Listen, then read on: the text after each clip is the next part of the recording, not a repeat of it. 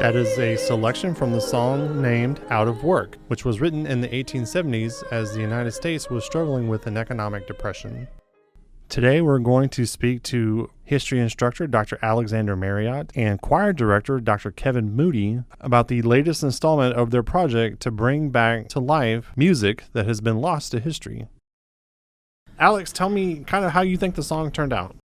Well, I've been listening to it a lot since it was recorded, and I think it's great. I had no idea of what it would sound like before I went to the recording. It's a really interesting tune, and I think it really... Well, I'm sure Kevin has some thoughts about it musically, but in terms of historically, it really is sort of mining the despair and lack of empathy that the poor felt during this depression. What's the historical context of this? So the song is coming at the very end of this depression that sort of dominated the 1870s. In late 1873, there was a major financial panic. Lots of banks went completely under, and the entire economy went with them for a period of almost 4 years. Early 1877, when the country officially comes out of that depression. And ironically, 1877 is also when this song appears. It's sort of plumbing this national experience of a very bad economy and lots of unemployed poor people at the very moment that it ends. But it gives a sense of a lot of things. One, just the sort of depth of that despair, but also the country's reaction to it, which is different than I think most Americans sort of think about the reaction to economic crises being massive government interventions, in some magnitude that is reminiscent of what happens in the late 20s and 30s. Because this is all pre-FDR depression. So way pre-FDR. So... I meant in terms of how they politically approached it. Sure. So, and the song doesn't hint at any of that because there isn't any of that, right? So the song is mostly pleading for empathy and help, individual help, community help for the poor, especially in this urban environment where the song is set.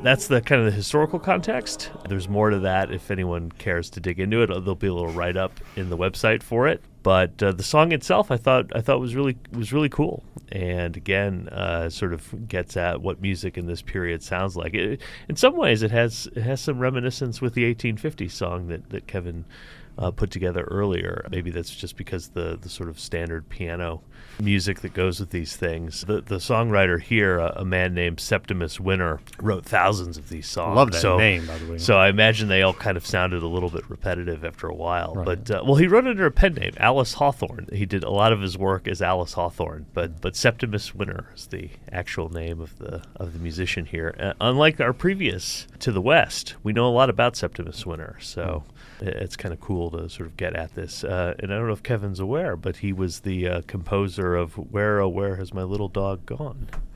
That was his song.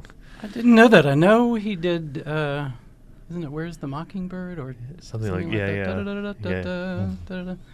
Where, Oh, Where Has My Little Dog Gone? 1864. Wow. Yeah, I didn't know that. That's so. Kevin, tell me a little bit about the recording process. And I mean, does recording these old songs differ than more contemporary songs, or does it not even really? Does it translate differently? Maybe is what I'm asking. No, not really. We're still trying to get good representation of what the piece hopefully could sound like at its best. The students enjoyed it. I enjoyed it. The process is interesting. The recording process isn't different than doing anything else. We just want to do a really good recording. Mm-hmm. But the piece was fun. The harmonies were pretty. As Alex was talking about, the emotional aspect of the song gave us something to connect to. Some of the other political songs from that era are pretty dry, and not emotionally engaging. And so this was more interesting that way, and it gave the students something. This one had more of about. A story behind it as opposed to entertainment or amusement. And the context makes it more interesting, and it enables us to connect to something. How did this one differ from the one that you did previously, if you can say at all? I mean, is as far as the approach to recording it, or... The pieces are different, and they're about different things.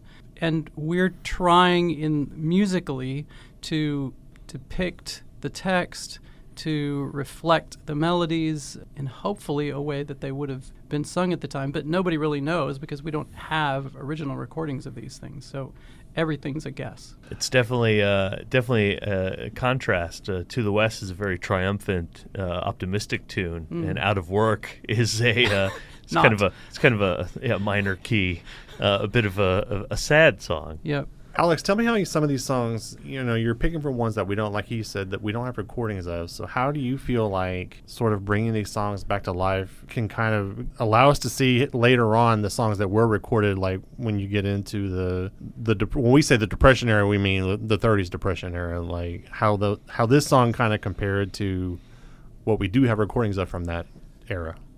I think the first time when we're teaching U.S. History 2 where music really starts to enter the classroom is usually ragtime or jazz, that sort of moment when we have a lot of really good quality recordings of contemporary music, and then from then on we can continue to incorporate. So I think these tunes, as far as that goes, people are going to listen to this, they'll hear it, contrast with that in a way that I think is pretty obvious. I mean, I don't. Kevin can talk more about the historical evolution of music from the 19th to the 20th century, but I mean, these tunes from my ear, I mean, if you heard them, as people will, I don't think they'll be surprised to know they're from the 19th century. They kind of have that, again, the piano, I think, as the main instrumentation, I think suggests in some ways the 19th century, because it's sort of this great heyday of the sheet music meant for piano, and it kind of sounds like that. I mean, it just sounds like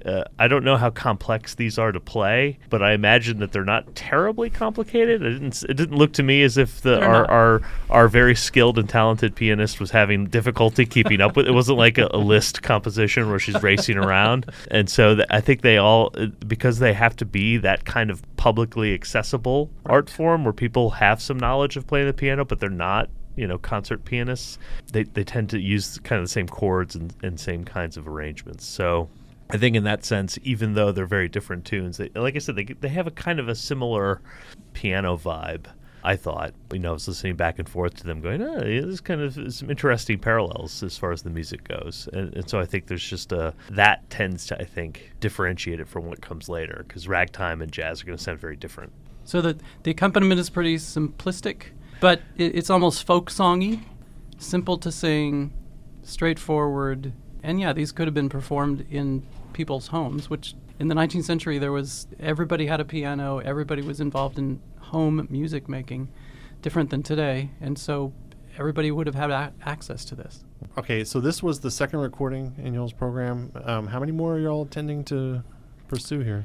Well, I know there's another in the offing. There is. And we're excited for that. We can come back and premiere that song. Kevin knows more about when they're planning to do that, so I'm not going to tread on that and commit him to a day. But so there's one more that I think is pretty far along in terms of being ready. And then, I guess there's just a question of time and personnel and cash. It takes a little bit of money to do this for the recording and to pay some of the performers. So my hope is that we keep doing it as long as Kevin's willing to do the hard work. Because I'm let's be honest, all I'm doing is sifting through music and just throwing things at him and hoping that he records one of them. So, speaking of which, I was just looking for some more the other day, and I found a whole bunch on votes for women. So that could be fun. That could be fun. Yeah, we don't have an end date in mind. This is it's kind of an organic project then. Yeah, it's fun. It's interesting. I think it's really interesting to get the students involved in something historical. If the music is viable and artistically attractive in some way, then it's worth working on. And I will say other people are pretty interested. We were talking about this at TCTA with some of the people who were in attendance there, and the person coordinating their history programming for that conference. They were very interested in these songs and how they could be used in the classroom. So I was going to ask you too, like, do you kind of feel like this might help other instructors kind of with their materials to That's our goal. It's one of the reasons why we're putting the songs up on the website and housing them there, is that we want people to go to that, to listen, and also to use the songs in the classroom. And so I think, I'll knock on the desk here. I think we're definitely going to be presenting this at next year's meeting for TCCTA, and hopefully at least one other conference as well in the state for history instructors, professors, to sort of be aware of what we're up to and how they can use it. Kevin, what do you enjoy about this process? I mean, because Alex originated the program and he filed for the grant, but what do you enjoy about participating? I like finding new music. That's always interesting, to find new music, especially older new music, has some kind of interest. I'm always interested in history and how it fits in history and what the context is and how that reflects who those people were, real people who had real problems and real hopes and dreams, and connecting with that is really cool.